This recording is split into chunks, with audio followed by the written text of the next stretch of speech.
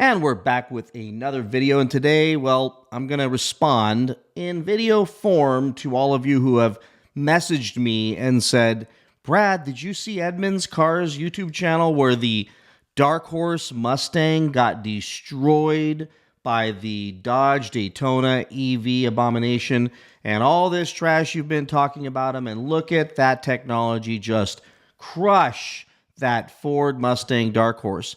And I just wanted to say, to start this video off, nothing makes me happier than to see a Dodge destroy a Mustang. I mean, that's a beautiful thing. No matter how you cut it, it's awesome. But the fact that it was an EV, of course, takes away some of the shine in this moment where we should be excited.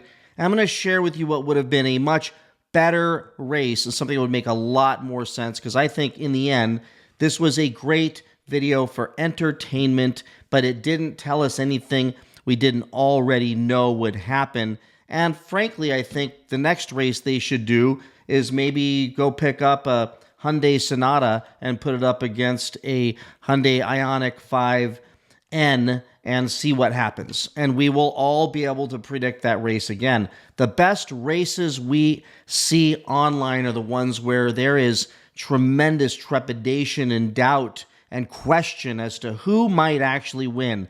I don't think anyone with an IQ that's over 20 would think for 1 second that a Ford Mustang Dark Horse was going to beat an EV. Frankly, an EV with 670 horsepower and all-wheel drive.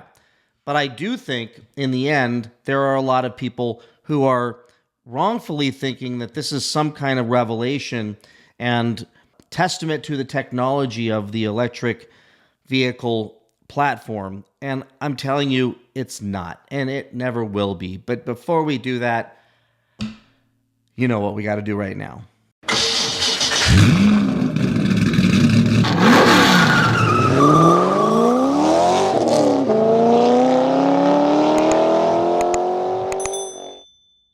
Thank you for watching my intro. Now let's get started with the actual content of this thing, and I'm going to make this as quick as possible, and I'm going to jump over. This is the video, and go check it out. It is awesome for entertainment reasons, and there's a lot to be said about driver skill in this video between these two cars, but I will tell you, no matter how you cut it, for a naturally aspirated V8 engine up against an all-wheel drive electric vehicle, you're going to see the outcome, and the outcome is going to be exactly what we would have expected it to be.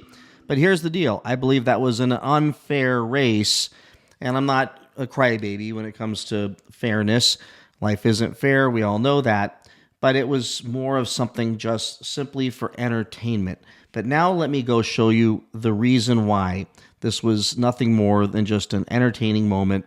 And if you go to Mopar Insider, they actually cropped out and cut out everything they shared in that video and the basic stats, which is we've got a 5-liter V8 10-speed automatic rear-wheel drive Mustang with 500 horsepower, 418 foot-pounds of torque, 59,780 sales or base price, but let's be clear, if you can avoid the dealer markups, you might get one for $74,000.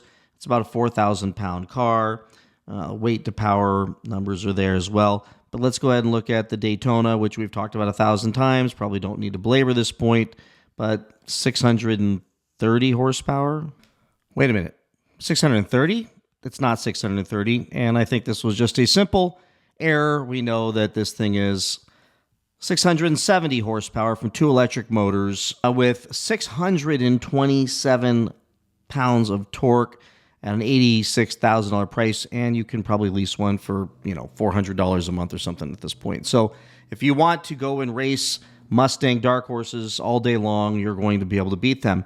But my point in this video was keep doing these. These are fun to see what can catch these. But there were comments online about this thing beating a Hellcat Red Eye.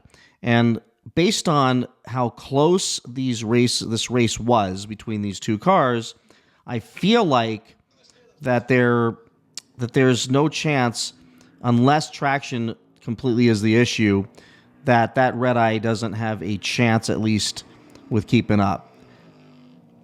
because the first race, if you watch this, you've got the guy get smoked real bad. The second one was a lot closer. So if you've got a really good driver and a red eye that figures out how to get some traction, I'm thinking he can close that gap pretty good. But again, it's gas versus EV, which is a ridiculous expectation based on the simple technology of the drivetrain. But let's talk about what they should have raced. What they should have raced, and I hope to see this race because I might put my money on this ugly thing, this ridiculously stupid thing that Ford called a Mustang.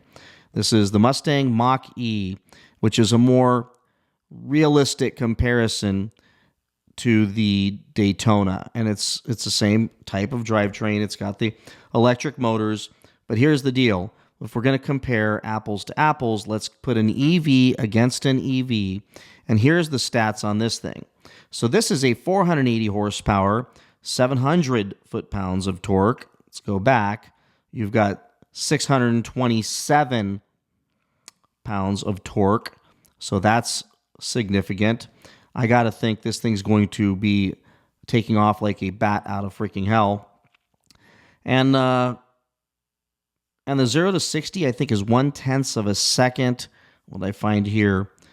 So it's 4,975 pounds versus the 5,974 pounds. Then you've got 0 to 60 time of 3.3 seconds on the Ford Mustang, and the 0 to 60 time on the Daytona Scat Pack is the same. Here you go, is the same. So the quarter mile, the Daytona Scat Pack touts 11.5 seconds.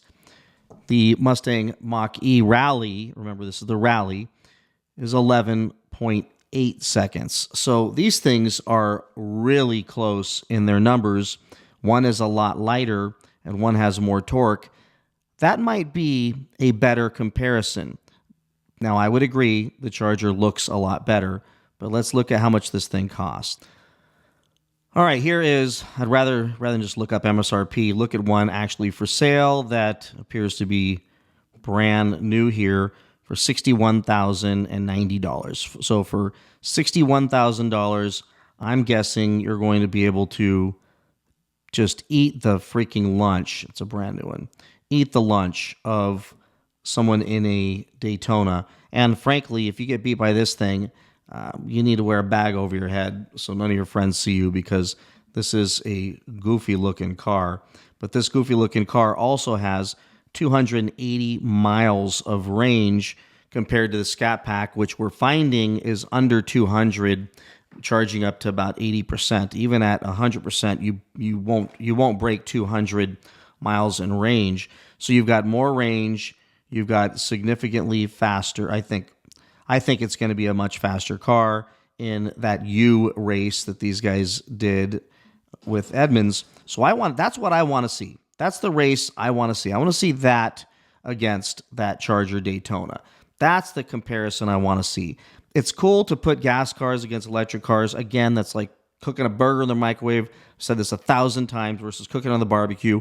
Or I have some friends that ride e-bikes, and they talk all the time about, I rode 50 miles today. I rode 150 miles today with my buddies, and I rode 2,000 miles in the last 6 months on my bike. And I'm like, wow, you're like 70 and you're doing that's amazing.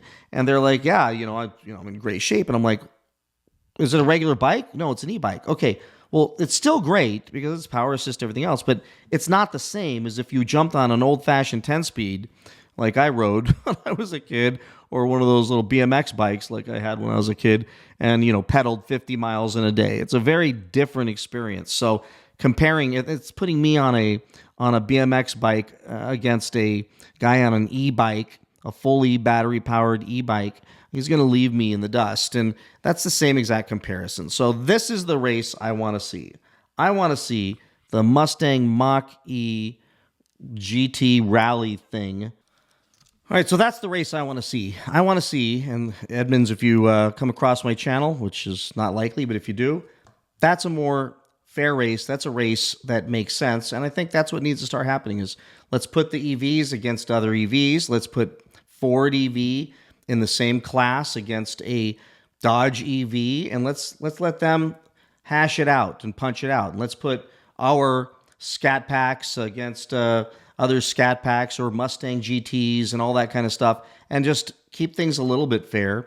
But every time they stick a plaid on a track and they just have somebody who smashes the gas pedal and it smokes some monstrous 1,000 horsepower beast, it makes me laugh because it's just a great entertaining thing to watch, but in no way is that a legitimate competition. And I think this would be. So let's put EV against EV. Let's see what happens. Somebody go buy a Mach E GT Rally for 60 grand versus an $85,000 Daytona, and let's see what happens. And I'm going to put my money that goofy looking Rally GT is going to completely walk and destroy that Daytona. And that would be a sad day because, I'd be pulling for Dodge even though it's an EV. And I can actually get kind of into watching EV versus EV. Just can't get into watching some guy on an e-bike boogieing down the street thinking he's working out really great. So with that, I will see you all in the next one. Please like and subscribe. Bye-bye.